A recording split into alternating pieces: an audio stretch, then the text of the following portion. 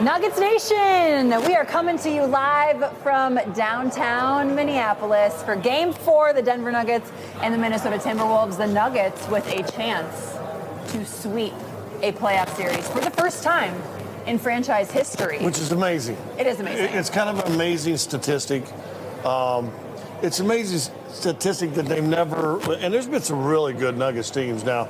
They were good in the 80s, and they had a little person out there called Magic and the Lakers that kind of jumped on you a couple times.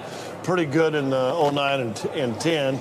A guy named Kobe, pretty good over there. And then, even in the bubble, you had a guy named LeBron. I mean, they've gotten to the Western Conference Finals a few times, but then they always kind of run into Hall of Famers that have just a little too much. But it's amazing they've never, it was funny because I was doing the games, won the first two games, go to New Orleans, get beat by New Orleans, and then beat them by 58.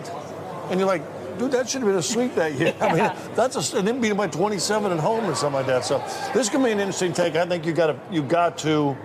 I think if you can withstand the first five and you send your message, we come to finish this. A lot of guys want to put the hand in and go 1, 2, 3, Cancun. That's where we're going?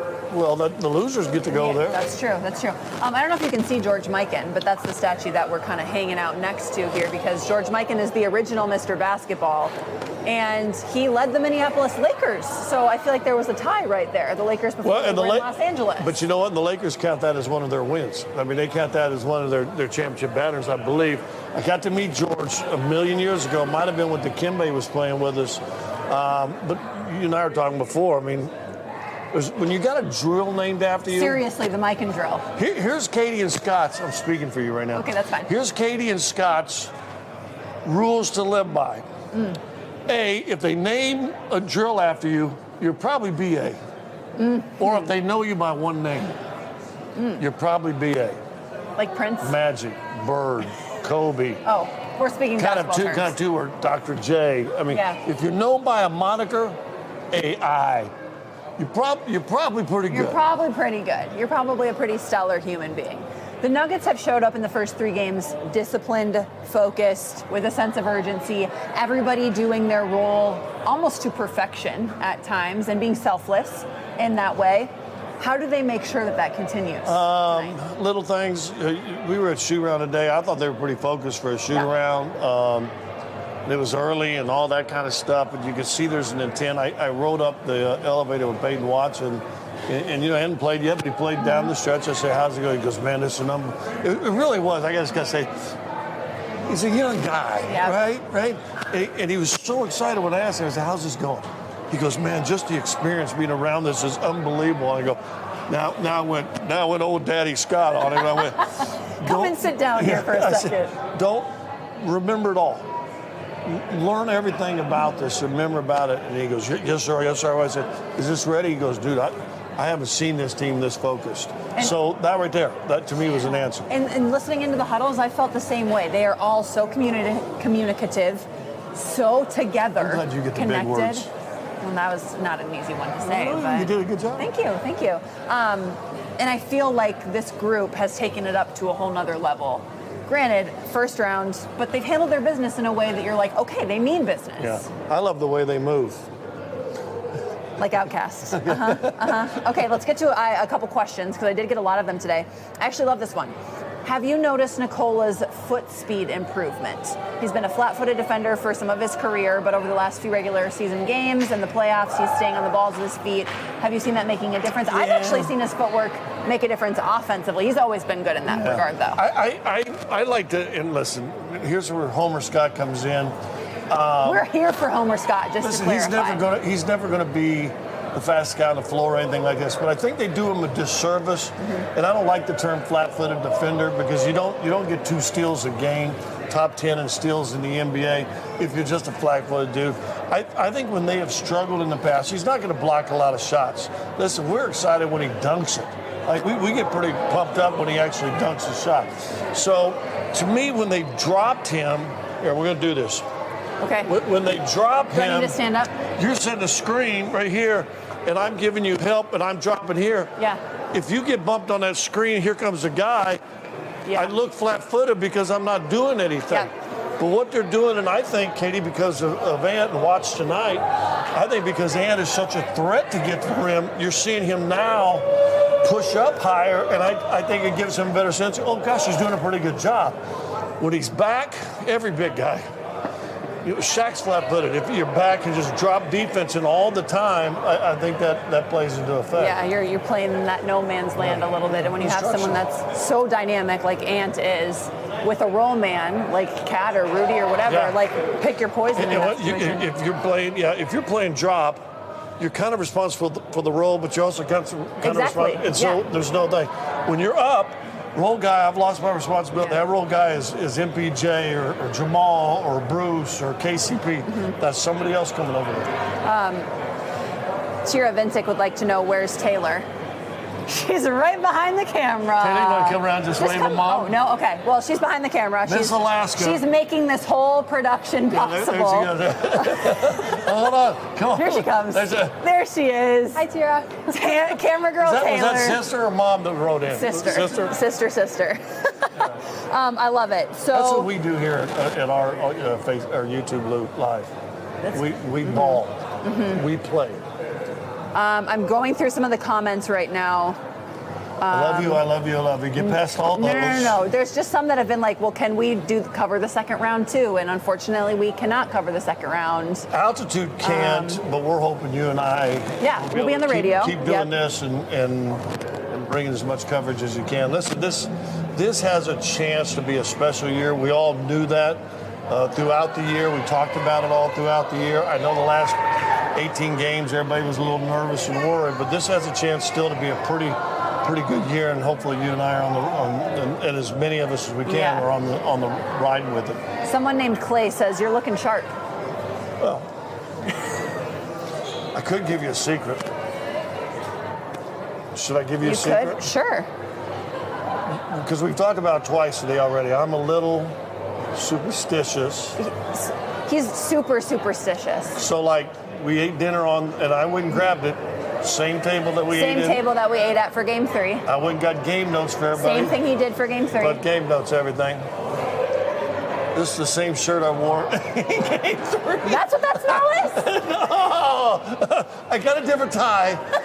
but I figured I wore it 2 hours, but I'm like, I felt good in that. I think we broadcast it. So I had a brand new fresh shirt, but I went, nope. I'm wearing this, and I almost wore the same tie. I feel kind of. Now you got me thinking about it. I should have worn the same. No, I'm not wearing the same. You can blame me. But again, you're not as. I'm not super superstitious. But I can pull you down the road with me, can I? I am. I'm not superstitious, but I'm a little stitious. You're a little stitious. Because why are you sitting in that chair? Because this is what we've been doing for the whole series. With the first two games you were left, I was right. Okay. Anyway, so even us. Yeah. Are you guys at home? Are you guys at home superstitious or just a little stitious? Like, I wonder if people watch in their same spots, in their same places, on their same couches. I don't know. All we're gonna say is do your part, Nuggets Nation. Do your part tonight. How do they write in the comments section? See if we see your writing and see what your stitious is. So we're saying hello to those in Sweden, Serbia, UK, Croatia, and Canada. Wow. Nuggets Nation, but Nuggets World. Nuggets World. Nuggets World. International. Nuggets International. Yeah. Ooh, Nuggets International. I like that. We should coin that. I like it. What are your biggest keys for this game tonight? Or maybe who's an X Factor? Who are you looking to see continue to play well? Well, I'll go X Factor first. The X Factor is your bench again. And you win an 9-point victory, and your bench outscores their bench 19 points. I thought Bruce Brown, Jeff Green, Christian Brown all impacted the game in their minutes. KCP had some shots he could have made. I think it would have been worse had he shot a little bit better. But I think what KCP and Aaron are doing, so again, kind of goes back to our first day doing this. I think 4 through 8 is the X factor. I think 4 through 8 might be the X factor for Denver to win a championship, because we see Michael be Michael, and even Michael plus get to the basket. We've seen Jamal be Jamal. We've seen Joker be Joker. 4 through 8, I think, is the X factor for this team. And then rebound. I mean, defense stops when you get the ball back, so. Let's talk about what you think Minnesota might do in this game. I talked with Coach a little bit before the game. I asked him, are you expecting the same thing from Minnesota, but at a higher aggression level, at a more physical level, or are you expecting them to change up their personnel, change up a rotation, throw something totally different at Denver to see what they can get? Well, they've rotated starting lineups a little bit to try to slow Murray down, putting Alexander, getting him on him. Didn't start him the second game. He kind of went off at 40. I don't think they're going to change a lot. I think they're going to hope to make more shots. Chris Finch and his staff are going to hope Cat is more aggressive to the rim as opposed to just floating outside. I think with he and Gobert in the game, it's such a different dynamic because Conley likes picking a roll with Gobert.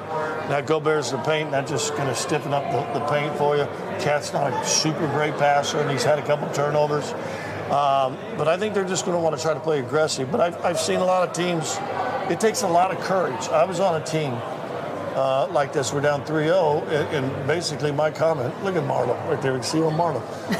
We were down 3-0. Squirrel. We were down 3-0, and I said, hey, let's don't win this if we don't think we can win game 5. And so we didn't win game 4.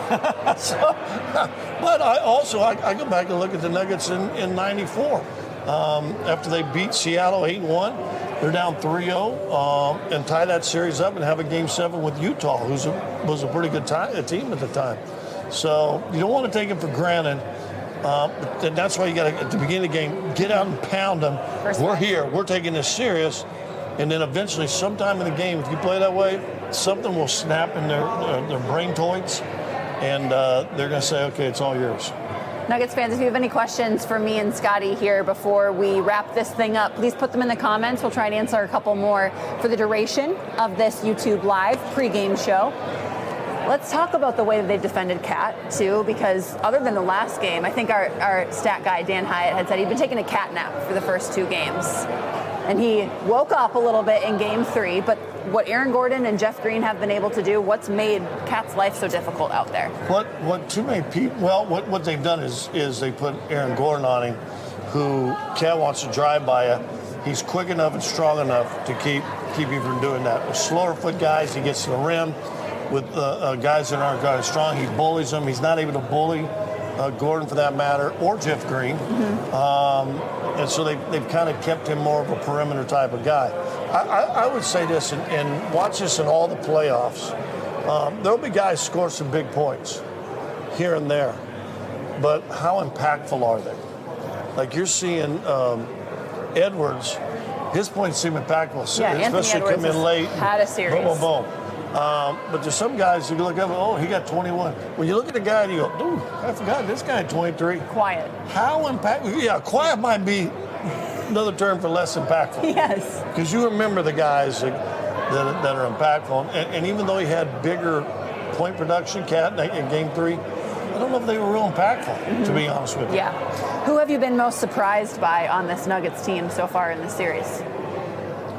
I'm pleasantly surprised. Yeah, in a good way. And I'm getting less surprised with the aggressiveness of Michael getting to the rim. It turned his game around in game 1 and may have turned his series around in game 1, getting to the rim. Last game, he was phenomenal doing that. Christian Brown, you thought there would be a little bit more, but then you stop and think, I mean, I'm not sliding the NBA playoffs in his first game. He played a single elimination game for a national championship in college. Yeah. That's a bigger game than what we've played so far. That stage is the highest of the stages. That's the highest of the stages so far. So I guess I'm pleasantly surprised, but I mean, do you think he looks overwhelmed at all? No, very calm. Cool, calm, and collected. Yeah, so. I would say I'm going to kind of have a little bit of a cop-out answer here, but the second unit that has featured AG and Jeff Green at the 4-5, we didn't see a lot of that in the regular season, and that has worked tremendously well for Denver and their bench. You bring 2 smart guys with 3 smart guys.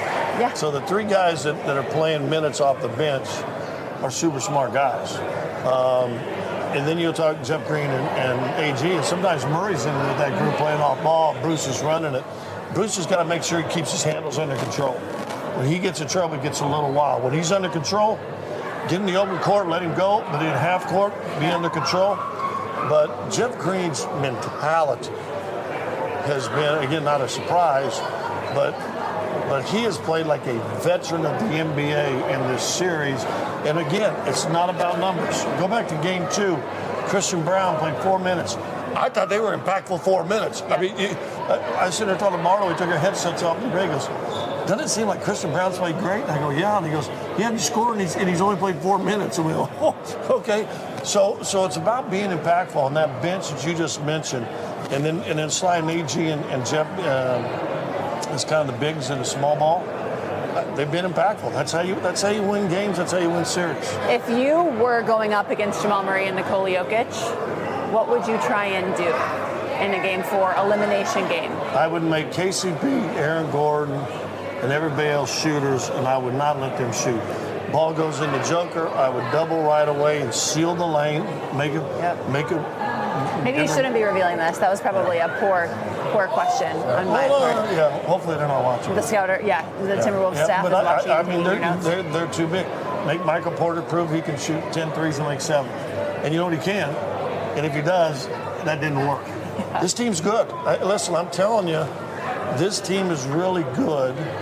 And especially when they're playing a little defense and scoring. When they're scoring around, that's why I always mess around and say 120. Yeah. You can't beat this team if they score 120. Yeah. I mean, you can win 4 games out of 100 if you're trying to play the pace with these guys. And now they throw defense in, and really the only thing that's improved with their defense is they're not getting beat on the glass. Mm-hmm. I mean, the other day, it was game 1 or game 2, Minnesota had 5 offensive rebounds. Mm-hmm.